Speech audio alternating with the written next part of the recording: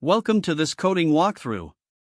In this session, we'll explore an interesting problem titled Insufficient Data to Retrieve.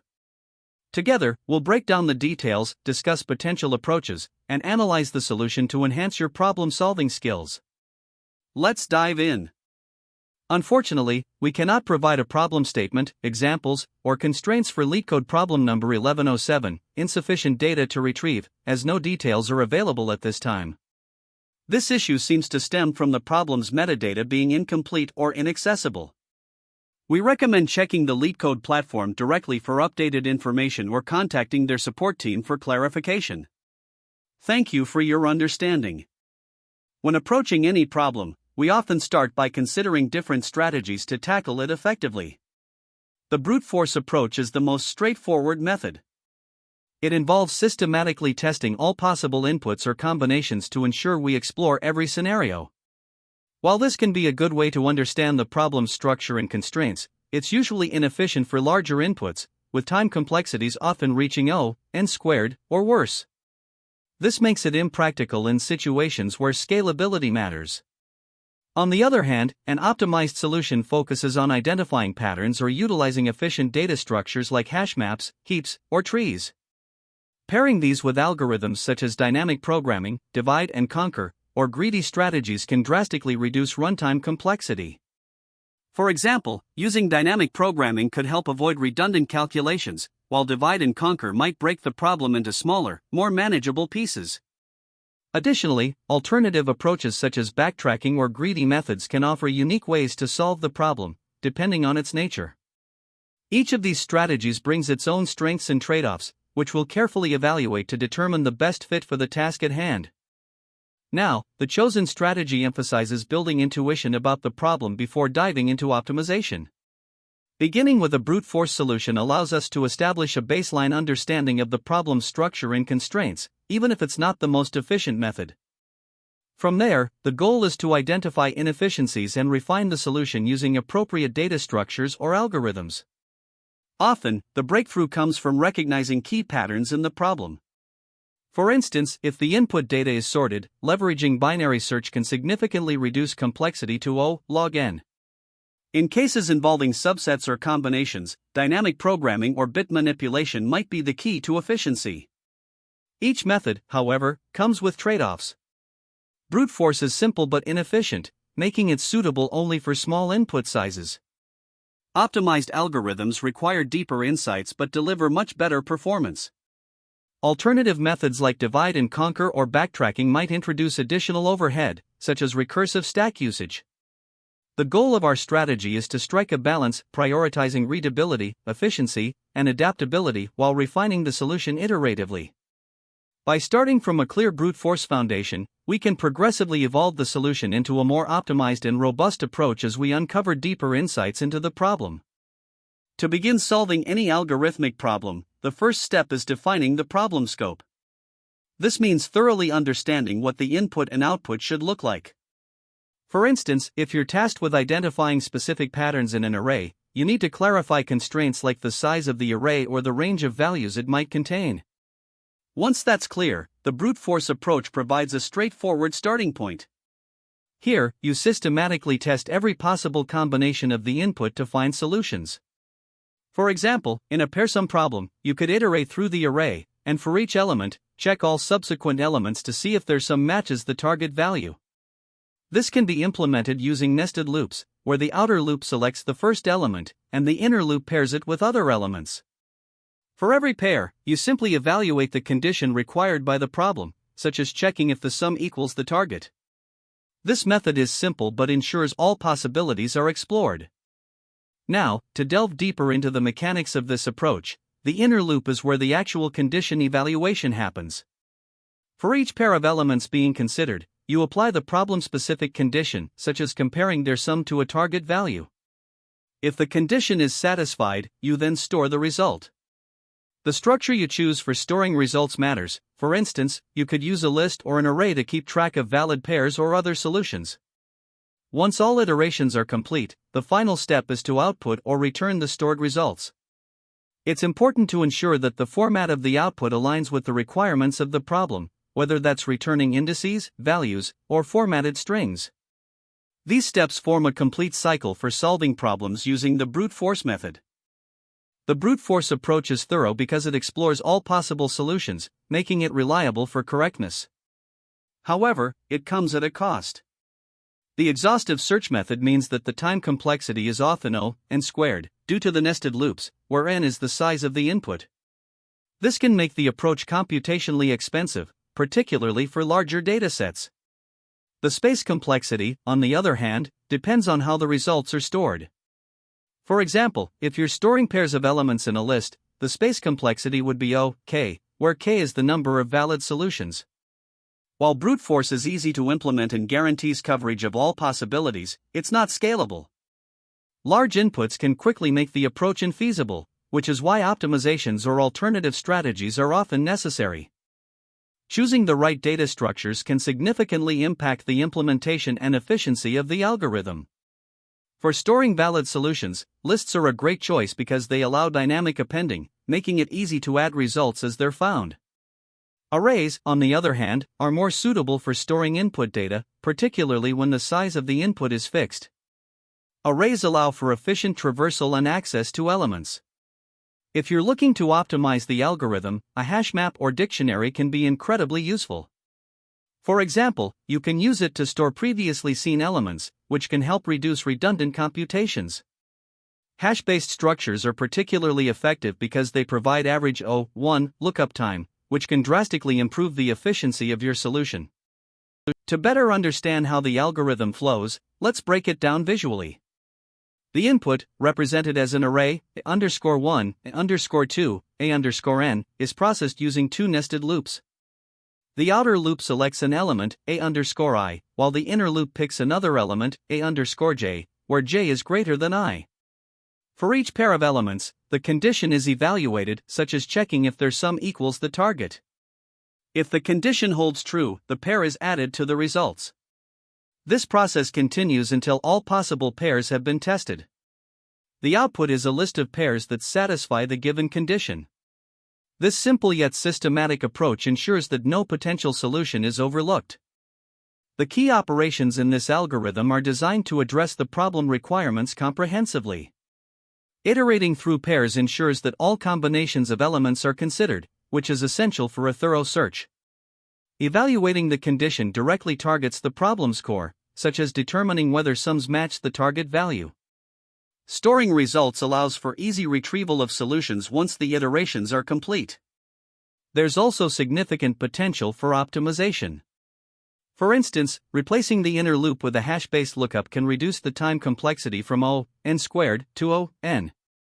Additionally, techniques like sorting or using pointers can help minimize redundant computations, making the algorithm more efficient without compromising accuracy.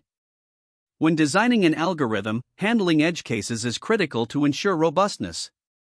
For instance, if the input is empty, the algorithm should return an empty result without errors. In cases where no valid solutions exist, the algorithm should also output an empty list or an appropriate message. Duplicate elements in the input can be tricky. You need to decide whether duplicates should be treated as valid solutions and implement the logic accordingly. Finally, for large inputs, memory usage and computational limits need to be carefully managed. This is particularly important with brute force approaches, as their resource demands can quickly grow with the size of the input. By proactively addressing these edge cases, you ensure the algorithm performs reliably under all scenarios. As the problem description for LeetCode problem number 1107 is unavailable, it is not possible to provide an accurate and complete solution. The code provided is a placeholder that follows the standard structure of a LeetCode solution.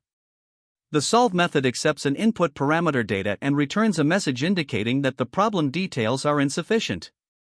This structure can be expanded upon once the problem requirements are clarified. This is the Java implementation of LeetCode problem number 1107 based on the given Python logic. The method solve takes a list object as input, mirroring the flexibility of Python's data type handling. Since the problem details remain unknown, the method returns a default response string. The implementation demonstrates the structure of a Java solution, including type declarations and Java-specific collections.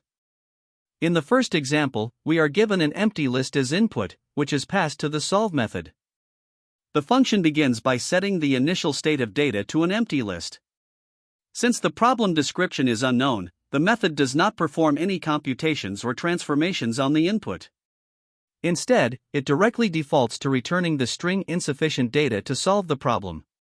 This is the final output of the function for this input, as no other operations are executed.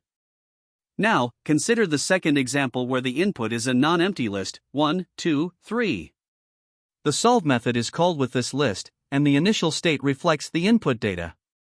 However, similar to the previous case, the function does not perform any computations or utilize the provided data because the problem description is unavailable.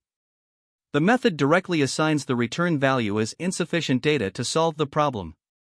This string is then returned as the final output, regardless of the presence of elements in the input list. In the third example, we are working with a more complex data structure. Here, the input is a dictionary containing a single key value pair, where the key is key and the value is a list, 10, 20, 30. The solve method initializes the state with this dictionary. However, as in the previous examples, the function does not perform any operations or leverage the input structure due to the lack of a defined problem statement. The method simply defaults to returning the string insufficient data to solve the problem. This is the final output of the function for this input. To summarize, in all the examples provided, the solve method consistently returns the string insufficient data to solve the problem. This behavior occurs regardless of the input type, whether it is an empty list, a non-empty list, or a complex data structure like a dictionary. Since the problem details are unavailable, the function does not carry out any intermediate computations, transformations, or logic. The implementation is essentially a placeholder that handles any input by returning the same default output. In this case, we are analyzing the time complexity of the given code for problem number 1107. The function provided is a placeholder that simply returns a predefined string without performing any operations on the input data. Since there are no loops, conditionals, or recursive calls, the entire operation is completed in constant time. This means that, regardless of the input size or content, the function's execution time does not change, it remains 1. Whether we're considering the best case, the average case, or the worst case, the time complexity stays constant because the function's behavior is entirely independent of the input. Now, let's look at the space complexity of the code. The function does not store, manipulate, or process the input data in any way, so it does not allocate memory based on the input. The only memory usage in this implementation comes from the fixed string that is returned as the output. Since the size of the string is constant and does not vary with the input, the space complexity is also 1. This holds true across all cases best, average, and worst, because memory usage remains constant regardless of the input size or content.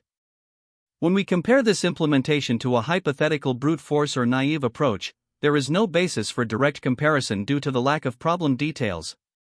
However, this placeholder function is inherently the most efficient in terms of time and space, as it performs no operations and uses no additional memory. Mathematically, this is evident because both the number of operations and the memory usage are constant, regardless of the input. This justifies the 1 time and space complexity.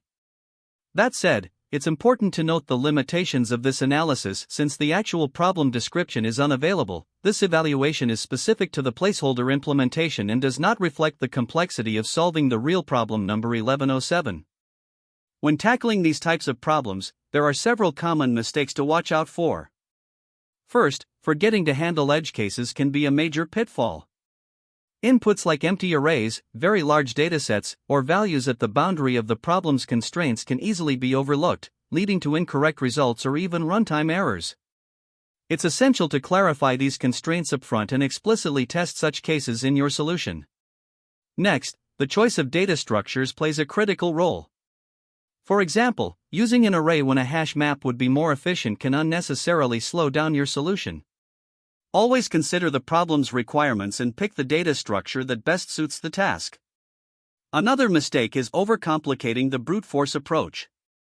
Brute force is a useful starting point to understand the problem, but it's easy to overthink or try to optimize too early. Focus on fully grasping the problem before refining your approach. Additionally, overlooking time and space complexity can be costly. A solution might work fine for small inputs but fail to scale for larger datasets. Always analyze your algorithm's efficiency and ensure it meets the problem's constraints. Finally, improper handling of loops or recursion can lead to infinite loops or exceeding recursion limits. Make sure your loops and recursive calls have clear, valid termination conditions to prevent these issues. Now, when preparing for interviews, there are several strategies to keep in mind. Starting with a brute force approach is a great way to demonstrate that you understand the problem. From there, optimize iteratively, explaining your thought process and the trade-offs you're making at each step. Recognizing patterns in the problem is another key skill. For instance, if you're dealing with sorted arrays or monotonic sequences, these properties can guide your optimization efforts. Interviewers will often evaluate your ability to spot such insights. It's also important to practice explaining your solution clearly, especially how you handle edge cases. Strong communication can make a big difference in how your solution is perceived. If you find yourself stuck, think about related problems you've solved before. Drawing parallels to their solutions can help you discover new approaches. For additional practice, consider tackling problems like two-sum, longest substring without repeating characters, three-sum, or container with most water. These problems often share similar concepts and can help you refine your problem-solving skills. Finally, let's explore some alternative approaches that can be particularly useful for these types of problems. One common technique is the optimized iterative approach, which often involves using methods like hash maps, prefix sums, or sliding windows.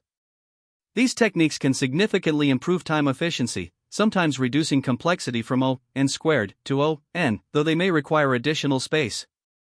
Another approach is divide and conquer, which works well for problems that can be broken into smaller subproblems, such as finding the maximum subarray. While effective, this method can be more complex to implement and often involves recursion.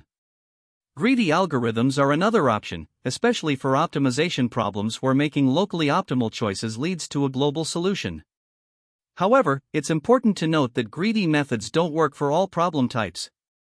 Lastly, dynamic programming is a powerful tool for solving problems with overlapping subproblems, providing optimal solutions at the cost of potentially higher space complexity. Understanding the trade-offs between time and space efficiency is key to successfully applying these techniques. Great work! To wrap up, we summarized the brute force approach, key takeaways, and the importance of refining solutions for better efficiency. Keep challenging yourself with diverse problems, and remember, practice makes perfect. See you in the next session. That's the end of this tutorial. I hope you found this explanation helpful for understanding the solution to this LeetCode problem. If you enjoyed this content, please consider subscribing to the channel for more coding tutorials and solutions. Feel free to leave a like if this video helped you, and don't hesitate to comment with any questions you might have. Thanks for watching, and happy coding!